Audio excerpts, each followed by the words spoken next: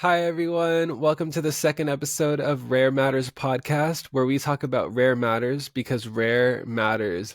I'm your host, Mikey. It's so great to be back with everyone today. Today, we've got a great episode for you. I don't know why I keep saying we, it's literally just me. Hi. um, I want to talk about something I think is very important today. I've had so many questions surrounding this topic, so many people asking me for advice around this topic, and I thought I should just make an episode on this and kind of go more in depth. Today, we're going to be talking about medical gaslighting, what it is exactly, how to recognize it when it's happening to you, and how to advocate yourself and kind of come back from it. Because I have experienced medical gaslighting firsthand. I just want to reiterate that I have amazing doctors now, and I have had amazing doctors, but there was one or two incidences with doctors where I did unfortunately experience medical gaslighting firsthand, and it was very scary. It was also very invalidating, made me feel very small, and I know it happens so much out there. I get flooded with messages about it and people asking for advice and what to do. So today we're going to kind of go over a bunch of stuff. I'm also going to share a very personal story of mine, where I experienced medical gaslighting firsthand. I've got some messages, I've got some receipts. So buckle up, grab a snack, get a bevy, grab a drink, whatever you need. Get comfortable, chill out, curl up in bed, or if you're listening to this on the road, keep your eyes on the road, but open your ears because this is some tea, besties. I can't believe this happened to me. I have always heard about medical gaslighting, but I didn't really understand what was happening when it first happened to me because I was just so floored that it was happening. So, um, yeah, I also am curious to hear more medical gaslighting stories. So, if you have a medical gaslighting story out there, please feel free in the comments. Let me know what your medical gaslighting story is, how you handled it. Because I am still always looking for advice. I'm always looking to be educated myself. So, yeah, without further ado, let's get into today's episode. So, I first want to start off with a definition of medical gaslighting. This is from the website Psychology Today. Okay, so it says gaslighting is the term used to describe a type of manipulation that is designed to make another person doubt their own judgment or question their reality. I'm sure 99% of you out there have experienced some type of gaslighting firsthand, whether that's with a parent, a sibling, a friend, just someone out in public. It is a very frustrating thing that can happen. It's very frustrating when you realize it's being done to you, and especially if you don't have the proper tools or knowledge to kind of get yourself out of it or call the person out or advocate for yourself.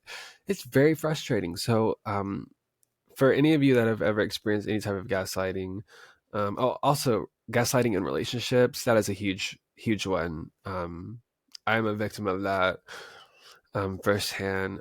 Very frustrating, very sad, very scary. So yeah, that's the definition of gaslighting. Medical gaslighting describes the experience of having a medical concern dismissed or arbitrarily attributed to a psychological or neutral cause by a healthcare provider. A little bit of extra information. It also says here, women and people of color are significantly more likely to experience medical gaslighting. That is just a statistic they've thrown in here, and I believe it. I'm sure that is 100% true. Um, it is so frustrating when you are seeking medical help, when you know something is wrong and a doctor is flat out telling you, well, have you ever thought that this might be in your head? Oh, you're too young. It is just, there are not even enough words to describe that feeling.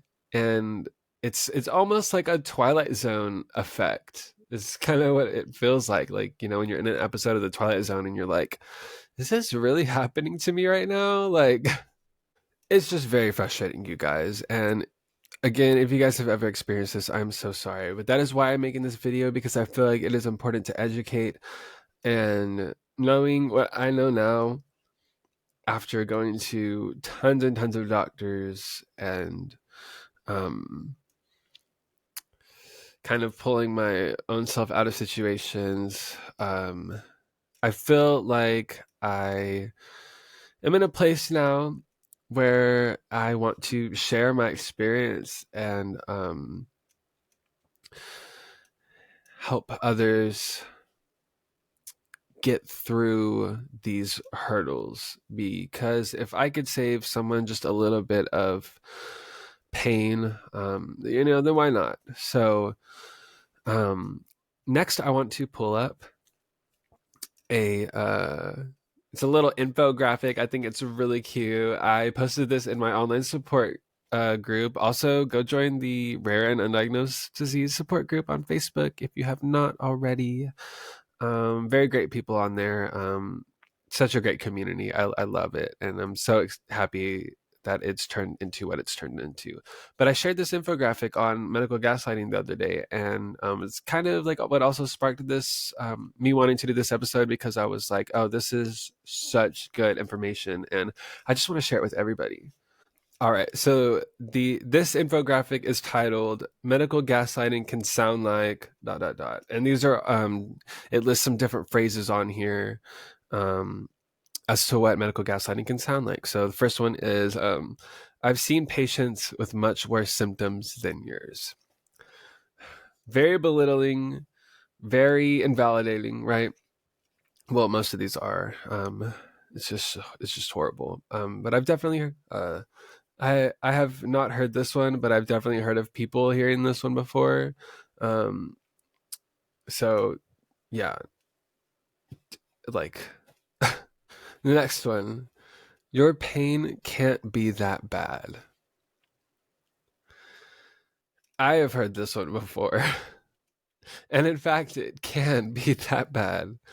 I actually am very blessed. I don't suffer a lot from chronic pain, but there have been moments where I'm like, something is wrong. Especially when I had my intussusception. The pain was 10 out of 10, and they just were not listening to me. It was very frustrating and very scary. I really felt like I was going to die because I wasn't going to get the help that I needed. The next one, I've never heard of anyone experiencing that before.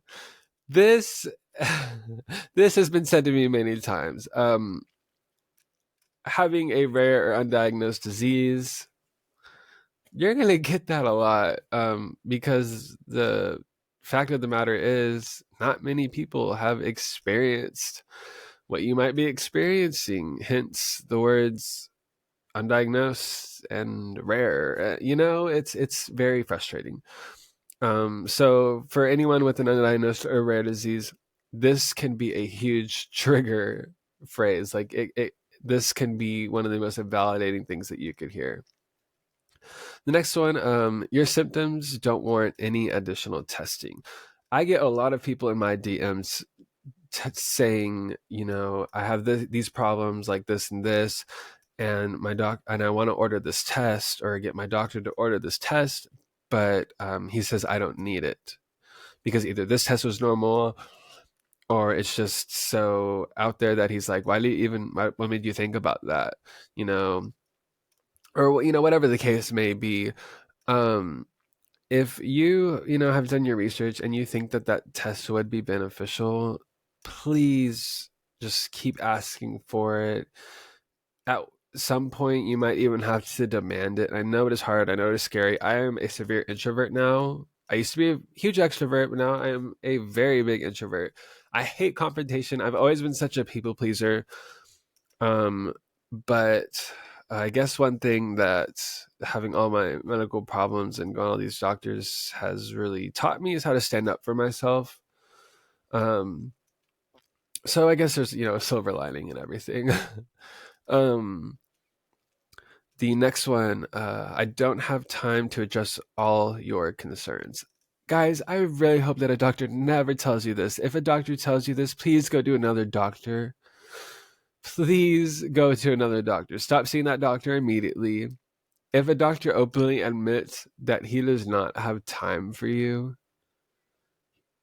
that means he does not have time for you. He does not want to look into your case. And this kind of ties into my story that I'll be sharing with you guys. He didn't say this. My doctor did not say those words exactly, but it was very implied. The next one, we are halfway done, besties. If you lost some weight, your symptoms would improve. So invalidating. Every time you go to the doctor, especially your primary care doctor, they're just like, remember to eat healthy, remember to exercise, don't eat a lot of salt. And you're like, gee, thanks, doc. And I'm not bashing all doctors out there. I want to reiterate that when I'm talking about these, not all doctors are like this, guys. My doctors now are amazing and would do anything to help me figure out what is wrong with me. They are still working so hard with me, and I appreciate them so much. So please remember, not every doctor out there is like this, but there are some out there, and that is why I'm talking about this, because they are out there. Okay, this is a huge one, and I can kind of speak about experience, speak from experience, excuse me, about this one. It says, your test results are in the normal range, so there's nothing wrong. And I've also had so many people in support groups that I've been in my messages, in my DMs, tell me that doctors have told them this, and I just it breaks my heart when I hear people say, I know there's something wrong, like but they told me that since my test results are in the normal range that nothing is wrong, and it's just like so heartbreaking, again, so invalidating. I'm going to use the word invalidating so much today because it's just horrible. Now, this one is one that gets me just so heated. It gets me riled up, besties. It's just anxiety. You'll be fine. Now, as someone with a neurological disorder, it's very frustrating because at the beginning of my diagnosis journey, I was told so many times that I just have anxiety. And because, yes, anxiety and panic attacks can manifest in so many different ways physically, especially neurological. So always hearing this, I'm sick of it, tired. I was so sick of it. I hate hearing that. I hate hearing that people are told this constantly. It's just like, especially if a person has been known to have medical problems in the past, yeah, sure, they could be anxious about, medical conditions coming back, like someone who has had cancer or something. And of course, you'd be anxious about it coming back, you know, but sometimes it's not just anxiety, and it should be looked into. Oh, this is a good one. You're too young to have that kind of problem. Very invalidating. Also, just like rare stuff happens. You guys know from my story, I know firsthand. Rare stuff happens. I have been told so many times, oh, but you're too young. And it's like, yeah, exactly. That's why I'm freaking out, because I'm way too young to have these problems. And I have these problems diagnosed. These are on paper. You know, that one's very frustrating for me. I take that one very personally. Let's see. Oh, and this one is important to talk about, this last one. I don't think a specialist referral is necessary. So if you guys go to your PCP, your primary care provider, and you say, hey, I'm having these problems with this specific body part or bodily function, and I think I need to see a specialist, and they tell you no, you demand that. I know it's easier said than done, but I've literally had to say I demand to see a specialist. And that doctor I did that to kind of looked at me and was like, well, I can send you the referral, send them the referral, but I don't know what good it would do. Just be wasting your time. Doesn't matter. Does not matter. Don't be like, oh, well, I guess you're right. No, they're gaslighting you. Say, all right, thank you. I appreciate it. Thank you so much. Because and move on and go to the specialist, because it's just, and if they won't, then definitely go get a second opinion. Go to a different doctor who might give you a referral. You might have a better chance going somewhere else to get that referral, because if you think that you deserve a certain type of care, you should get that type of care. Okay, so this next slide on the infographic is titled "What to Do If You've Experienced Medical Gaslighting." Also, I did forget to say the source of this, Bessies, so sorry. The user here on Facebook is called the Dear Chronic Pain Connected page. So just want to shout them out for making this or posting this. I think they actually made it. Okay, so what to do if you've experienced medical gaslighting. So we're going to read through these, and then next I'll be sharing my medical gaslighting story that just boils my blood to this day. All right, so tip number 1: do not be afraid to assert yourself during medical appointments. Clearly communicate your symptoms, concerns, and preferences to your provider, and advocate for the care you believe you need. Because at the end of the day, you're there for yourself. You're not there for the doctors. You're not there to please anybody. You are there for you to get the help that you need. It is horrible, especially in America, where we have to pay so much money for healthcare, when you go to an appointment and you feel like it was a waste, and then that was what, $100 to $300 down the drain, depending on if they do tests or not. It's very expensive. Going to the doctor is not cheap. I have friends that don't have insurance that do not go to the doctor, no matter how sick they are, no matter what happens, because it is just so expensive, and I don't blame them. It's just very sad. I'm very fortunate to have my own insurance, especially with all the medical problems I have. But it's heartbreaking. It's very heartbreaking. What I like to do when I go to an appointment, especially if it's with the new primary care or at the start of like your medical odyssey or whatever you want to call it, what I did, especially when I went to the Mayo Clinic, I made a binder of all my medical reports, files, notes, documents, labs, everything, and I organized it. And I actually typed up a piece of paper that had my symptoms listed on it, so my doctors could look at it. I could read it with them. I wouldn't forget anything in the appointment. And I know it could seem like a lot of work, but sometimes it's just better to be safe than sorry. Write down your symptoms. That way you don't forget anything. That way your doctor can look at them, and, you guys can talk about each one. Write down your concerns. Make a list of questions. I did this for my doctors, and it helped so much. And my doctor even said, thank you for doing this. This is a great place to start. And also let your provider know like what kind of help you are seeking, that way he kind of knows which way to go.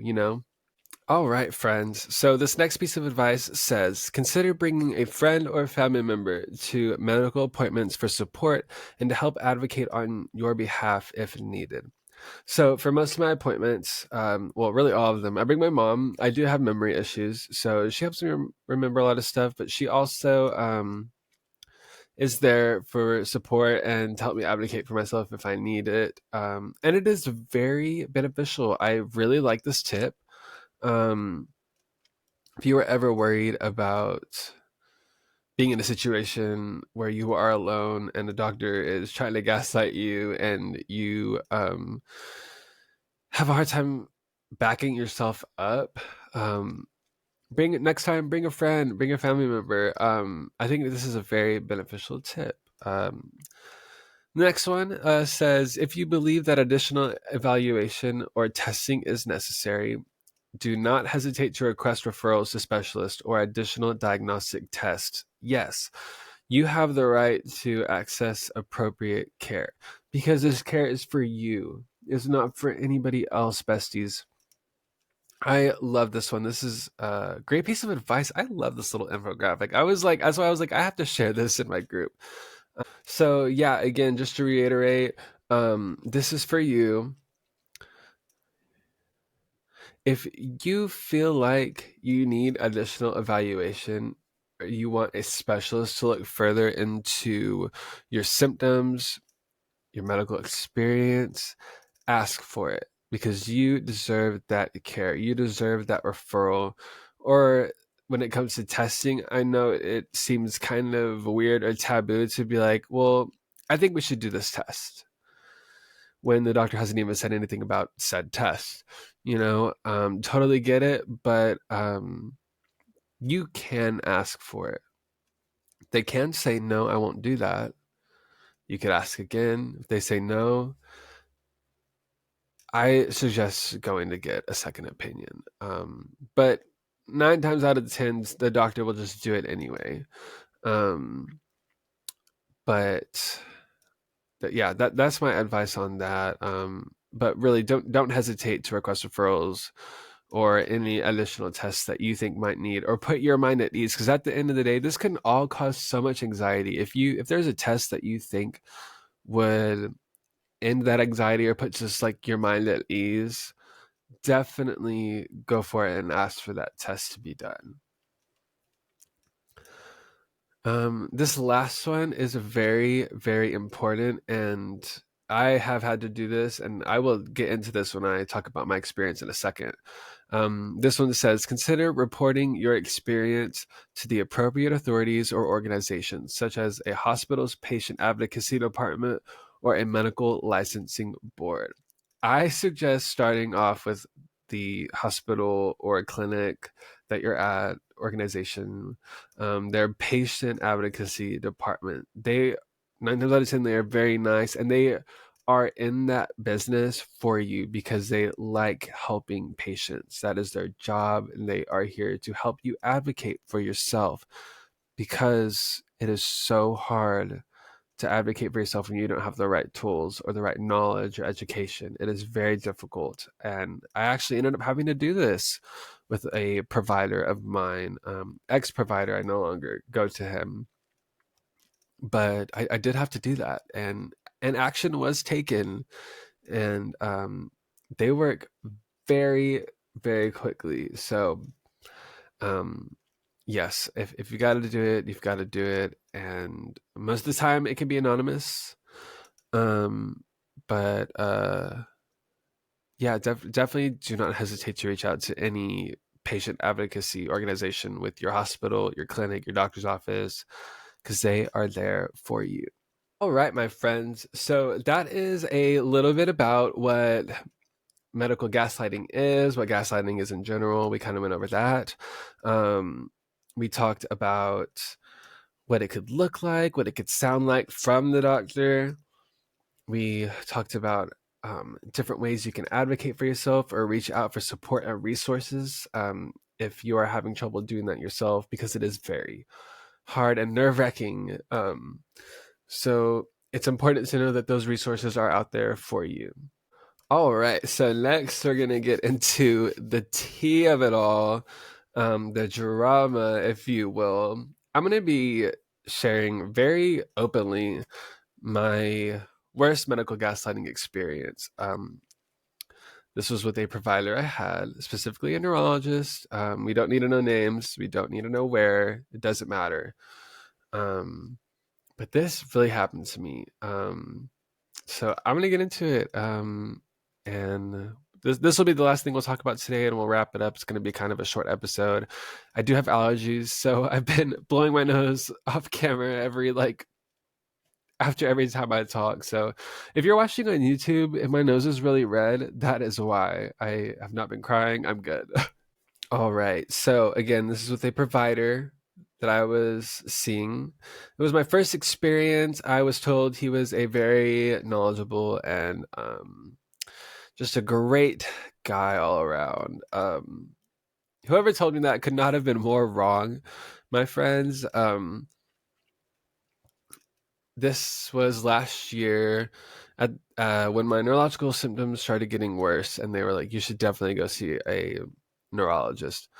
So this was the second neurologist I had seen, and he was at a bigger facility. So I was thinking, okay, great. Like he's probably seen more stuff. This guy is probably more understanding. Obviously, couldn't have been more wrong because we're here talking about this. But I went to him and we let's see, I think we honestly drove to a different city. Yeah, we drove to a different city and had to stay the night at a hotel and everything. I mean, like, this was supposed to be kind of a life-changing appointment for me because I thought I was going to get a lot done. So that is why this is frustrating. That's why medical gaslighting can be frustrating, because when you don't have a great appointment, especially when you travel to a different doctor in a totally different city, hours away, and you just feel like, oh, well, I guess that was for nothing. So frustrating.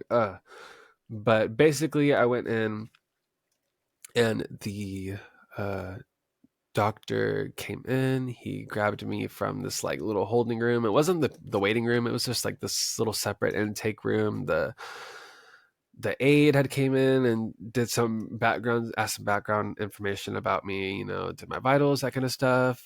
She said she really liked him. So I'm thinking, oh, great. Okay. She likes him. It's going to be fine. So he pulls me back in there. And the first thing he says was, wow, I saw that you have been through a lot. I'm going to be completely honest with you. I did not read your entire chart. First red flag. I was sitting there and I looked at my mom immediately. I was just like, oh no. I didn't say that out loud, obviously, but in my mind, I was just like, oh no. Me and my mom kind of shared this look with each other like, what?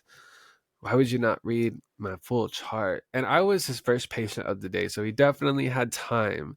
And this goes back to the doctor or provider, whether it's a PA, nurse, whatever, anybody that is gaslighting you. That infographic said, I think one of the sayings was, "Oh, I don't have time for this or to explore this with you," or something like that. I can't really remember. But in regards to that one, that's kind of he didn't say this exactly, but it's kind of implied like, "Oh, I just didn't have time to read your full chart." That right off the bat made me feel like he wasn't going to understand, or he didn't want to take the time to look at my chart. So that was very frustrating for me. So already not off to a great start. You know what I mean, besties? So he had admitted he did not read my full chart. And so he was like, so I'm just going to ask a little bit more about you. So he was like, can you tell me what's been going on the last year or so? And so I told him that I had been having these problems. I lost a lot of weight at the end of 2022. I lost like 30 pounds in like 2 months. I noticed a tremor in my right hand. I was really clumsy. My memory was really bad. Like I was just feeling not right, And then then I was like, oh, I had 2 interceptions in February, and he literally like cut me off, and he was like, no, you didn't. And I was like like so quiet for a second because I was just stunned. I was like, wait, what? And he was like, you did not have 2 interceptions. And I was like, yes, I did. And I looked at my mom, and my mom like asked him, was like, then what were we in the hospital for 2 weeks for? And he was like, I don't know. And he was like, you only had one intussusception and it was in January. And I was like, no, I had two and they were in February. So after he had said that, I immediately knew this appointment was not going to go how I had expected it to go. He really honestly just skimmed over that. And honestly, I did too, because I was like, you know what? I'm already done with this appointment. We'll do this little neuro exam that they always do. And I just want to get out of here. So we do the appointment. He was very weird, very cold guy. Like, he was like in his late 80s or something. And we leave, and I was like, that was just awful. My mom was just like, my mom says she was so mad, and she was just like, that is crazy. Gaslighting to the max, literally telling me that I did not have two intussusceptions. When he wasn't there, he said he clearly didn't read all of my chart, but he read enough to say that, oh, I only had one and it was in January when it was in February. That's so weird to me. That's so weird. So honestly, me and my mom just brushed it off. And at this point, this was the turning point for me. This is where I decided to try to get into the Mayo Clinic again. And thankfully I was successful. But it was really this experience that broke me. And I was just like, I have to go somewhere, to somebody that cares. Somewhere that somebody cares enough to read my entire chart. I just think he was very bold for that. Just immediately right off the bat being like, no, you didn't. Like, sir, yes, I did. I almost died. But you know, like, whatever, right? So, okay, so fast forward to me talking about getting into Mayo Clinic. I'm on the phone with them, and they're like, all right, so we're going to set this appointment up with you with a geneticist on this day. Please bring all your medical records and make sure that they are up to date and correct. So I'm like, all right, you got it. And so I go into my hospital patient portal, and I am gathering all my doctor's notes, and I see that that doctor had posted his doctor's notes. And so I was like, okay, well, let me read it and make sure it's correct, because I just had a feeling something was wrong, and I knew he documented about the intussusceptions, and I just needed it to be correct for the doctor's appointment at the Mayo Clinic. That way there's no confusion. I don't have to explain myself over again, and I just don't want incorrect information in my medical files, especially as someone with tons of medical problems. Things can get overlooked so easily, and I just like to have everything organized and correct and neat, right? Is that too much to ask? You know what I mean? So I look on there, and of course it's wrong. He says one intussusception, but this time he said on February 23rd, which is actually when I had my second intussusception. So I'm like, where did he get January from? Right? So super weird. So I see that there was also some other information that was incorrect, which I don't really have to get into, because that stuff is actually personal stuff. So I just wanted some stuff redacted. And so I called the doctor's office. The lady on the phone was not super nice, but it's a receptionist, you know, so not my problem. Maybe she was having a bad day. And so I tell her what's going on, and she said, well, I will reach out to the doctor and I'll let you know what he says. And I'm like, okay, thank you. So I'm going to read you now the messages between me and the receptionist and my doctor in my patient portal. Again, we'll not be giving names, no location. It does not matter. All that matters is that this situation taught me how to stand up for myself in medical situations. This is learning advocacy, self-advocacy at its finest. All right. So the nurse wrote me back and said, good morning, Mr. Stone. I spoke with you on Tuesday regarding the concerns you had about your chart notes. I thought it was easier to send Dr. Blank's reply via patient portal so that you could review it.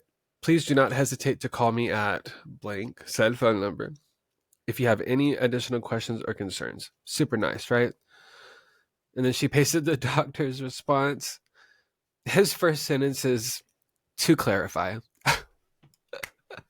That sounds like those passive aggressive work emails that you get from like your bosses or coworkers where it's like, as stated per my last email. Like, not even a, oh, hey, or hello, Mr. Whatever, not even first name basis. He literally just sent me with the, to clarify. But then he said, the entry regarding intussusception came directly from your GI's doctor's office, blank. So I would reach out to them. And so I did. And that doctor's office, my GI doctor's office, confirmed, no, we sent the referral stating you had 2 intussusceptions on these 2 dates in February. I said, great, thank you, good to know. So I messaged her back, yeah, I got a little catty, guys. But I was just so frustrated and so done. So this is what I said. I said, interesting. I also called Dr. Blank's office and confirmed the 2 intussusceptions and also retained my CAT scan results, showing the one on February 14th and the second one on February 23rd. So, just very interesting. I know Dr. Blank isn't a GI, but still thought he would reach out to them to confirm if he was thorough enough.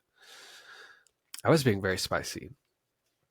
Is there a patient advocacy department I could reach out to? Guys, I'm telling you, please do not hesitate to ask for patient advocacy department. They are there to help you.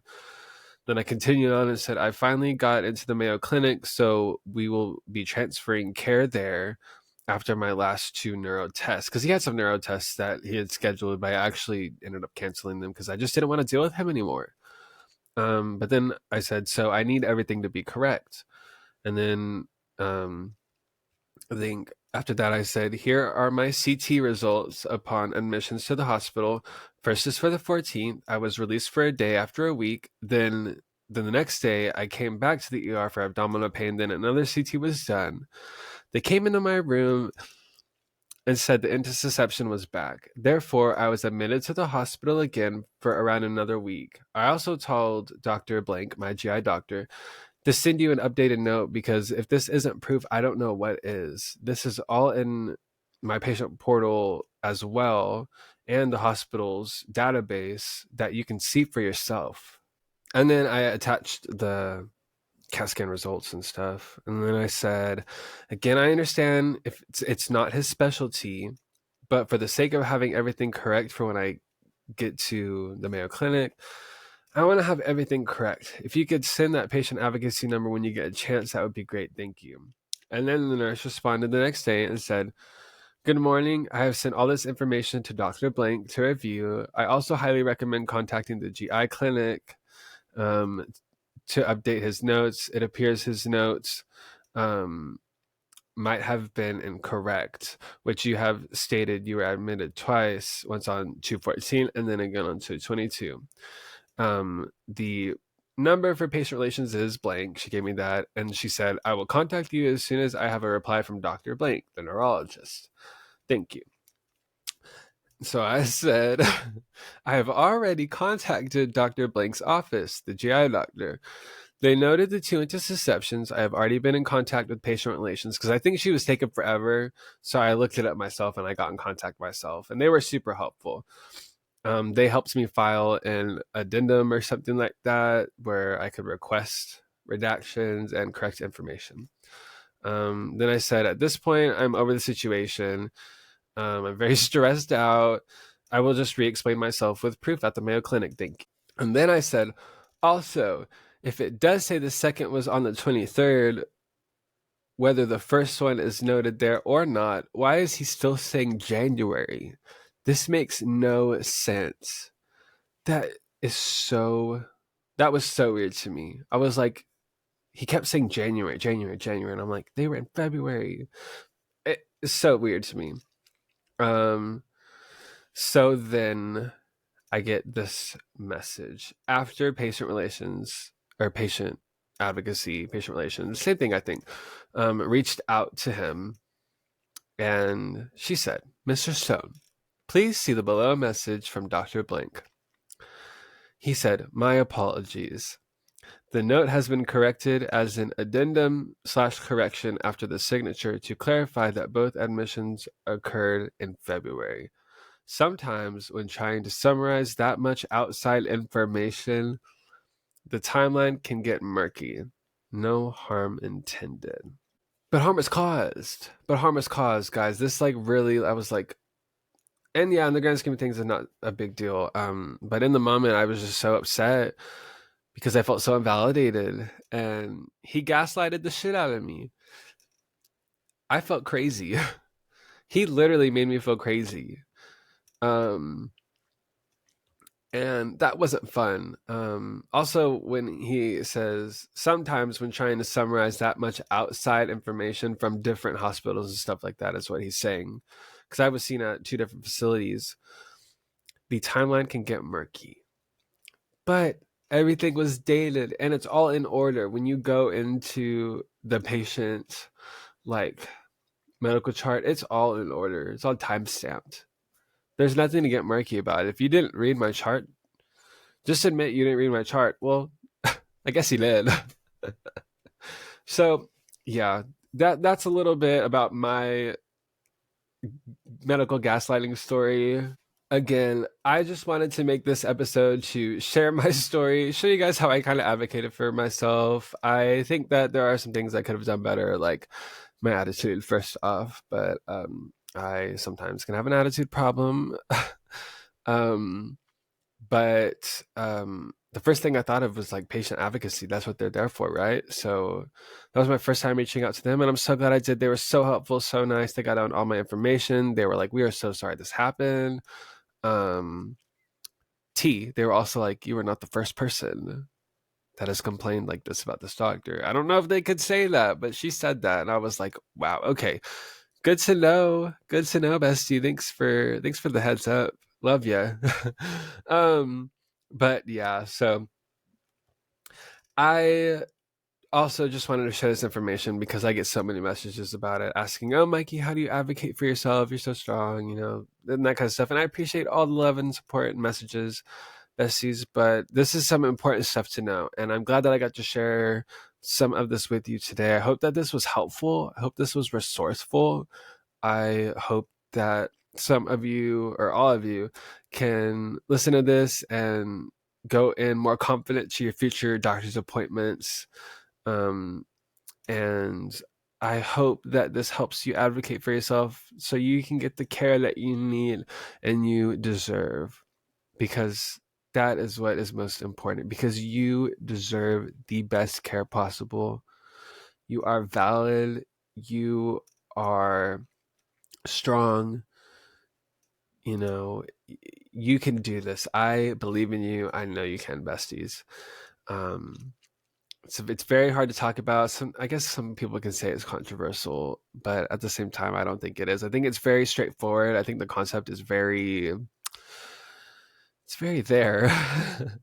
There's nothing to be confused about. And I hope that this also helps you to realize when it's happening to you and what you can do about it. I'm going to end the episode here, besties. I think I've talked your ears off long enough. But I appreciate all the love and support for this podcast.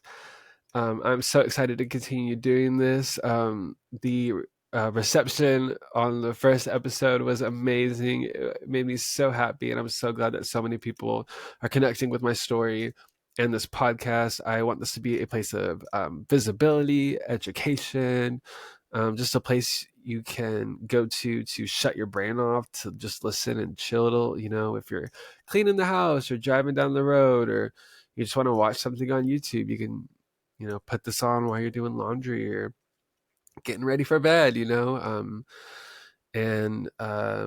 won't talk about all serious stuff all too much, but I felt like this was a very important topic to talk about. It was actually my most requested topic to talk about, so that's why we did that today, is that second episode. I am so excited for the future episodes, besties. I have some guests lined up. I'm so excited. And yeah, so I hope that you guys stick with us. If you're watching on YouTube, don't forget to like, comment, and subscribe. It really helps me out, really helps get the word out there, more than you know. So I really appreciate all the support.